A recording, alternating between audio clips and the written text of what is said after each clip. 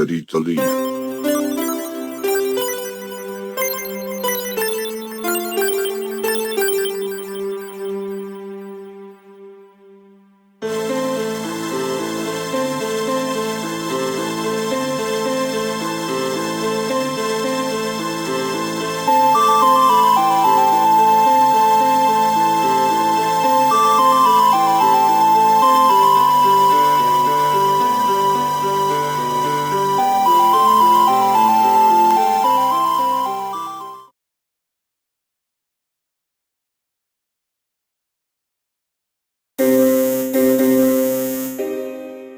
I felt awful about how I had treated Fort, so I arranged a day out for us as soon as I could.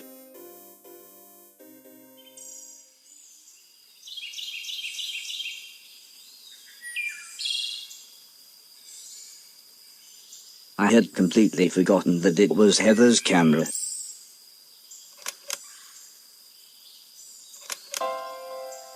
Suddenly I was totally and completely overcome with the urge to go home. I thought I was happy here, but I realized I wasn't. Plus Fort was right, I was being delusional. The moon rocket must have landed by now and there really was no chance of peace. We had to do something. I told the advisors about my plan to go home and head off the Man in Black, but they seemed more concerned with taxing their own people and tried to fob me off with more days out and video games. So, we smiled and left the advisors to it, waited until dark, and on Fort's advice, just sort of ran off.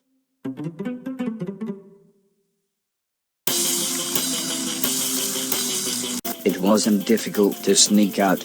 There was no one around thanks to the Robot City curfew laws, but to be honest, as I was their king, I don't think anyone would have stopped us anyway.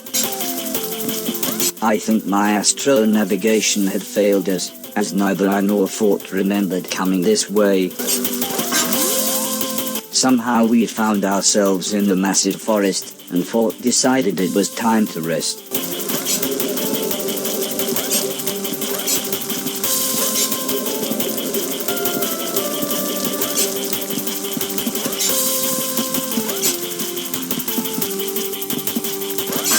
It wasn't long before we were inside a huge sawmill.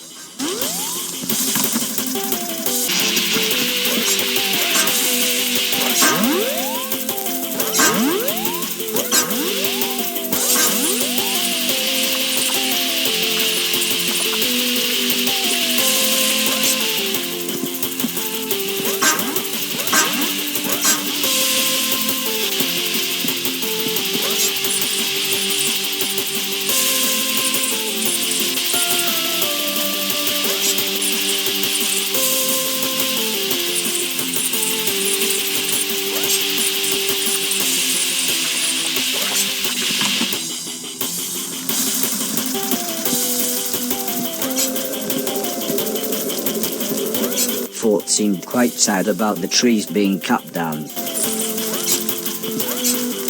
Our journey took us through a huge theme park. It was just like the one in Alice's town but much bigger.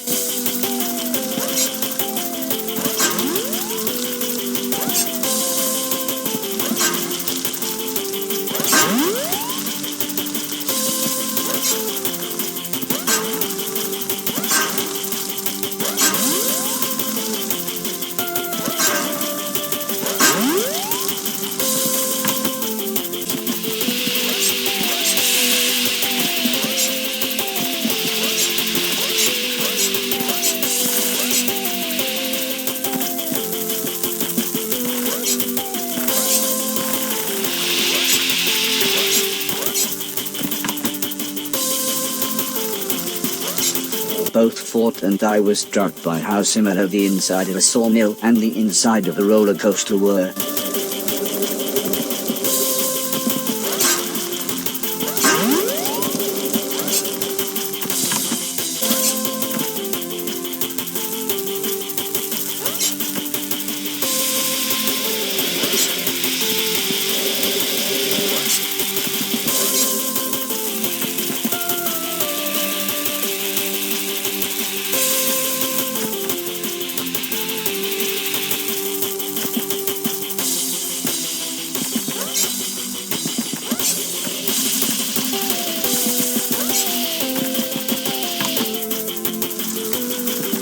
Eventually we wound up inside the ski resort, but we could see a huge boat in the valley below.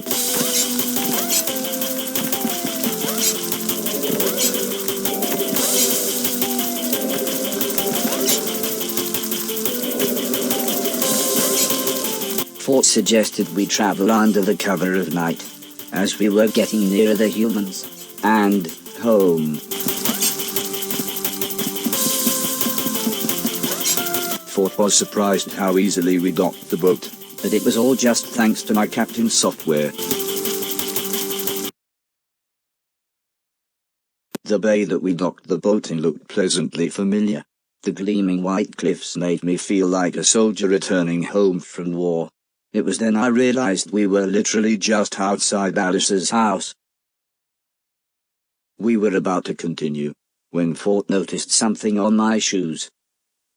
And with that, they worked again, allowing me once more to defy gravity. I kind of wished we had seen this switch months ago, but Fort just seemed to find it hilarious as we continued on our way home.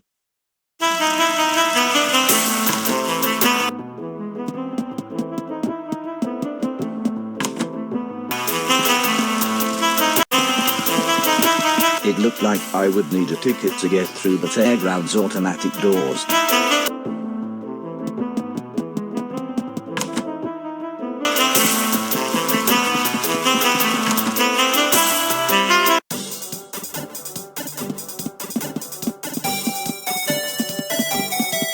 Mind the doors. The train is now departing.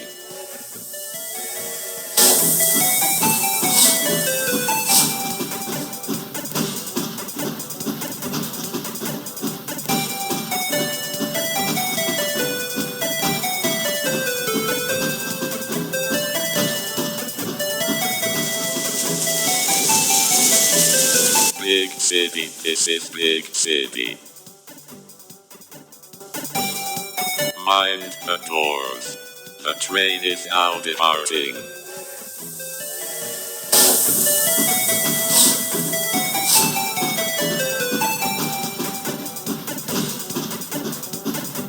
Mainton was the next stop. I could get back to the mainland and Mr. Silton's from here.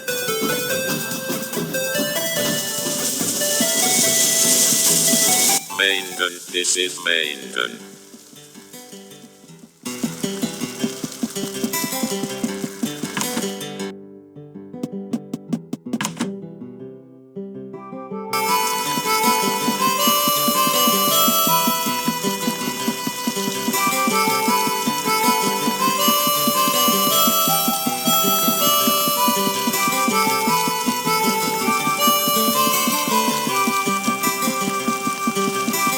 I needed to use the passport machine to open the huge door.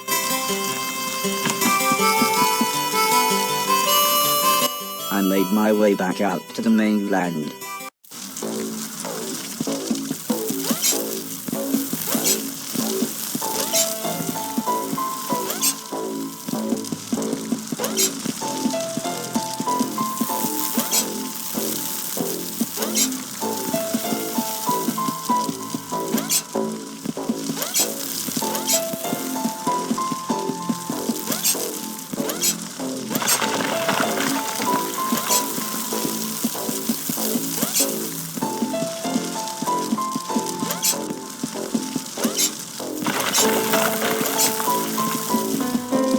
The boat was gone, so I decided to see if there was anyone in Mr. Silton's house.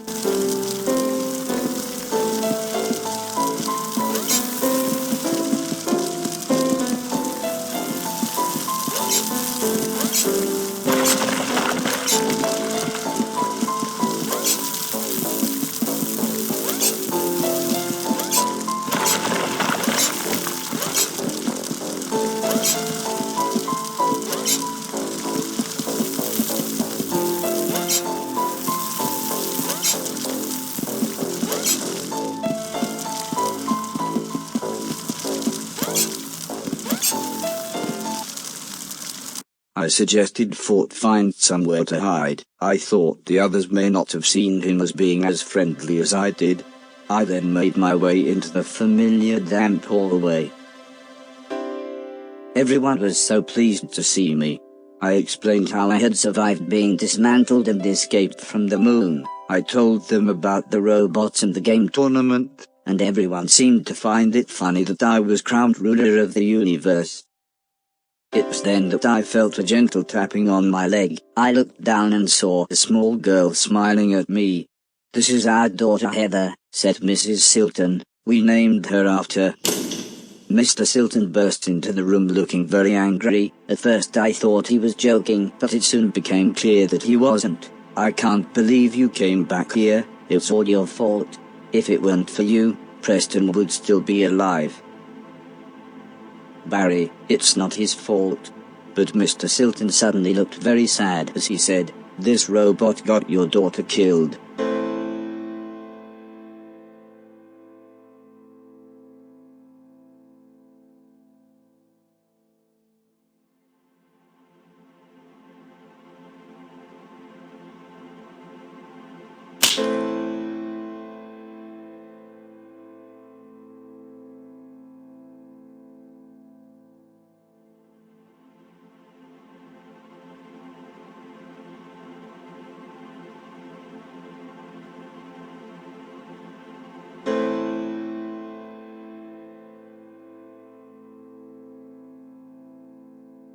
It might have been because he was 10 feet tall, or because he literally weighed a ton. But everybody was so scared it thought. Still, they all agreed it was fine for him to stay. We chatted long into the night until one by one, everyone went to bed.